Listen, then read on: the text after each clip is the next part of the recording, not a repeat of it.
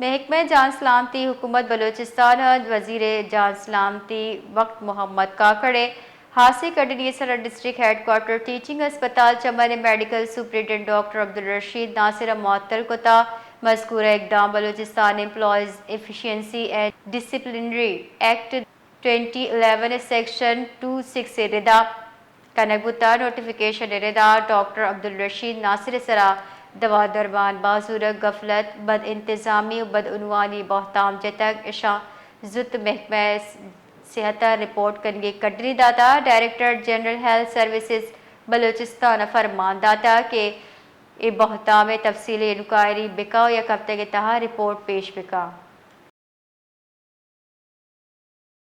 جی بلال update کیجئے۔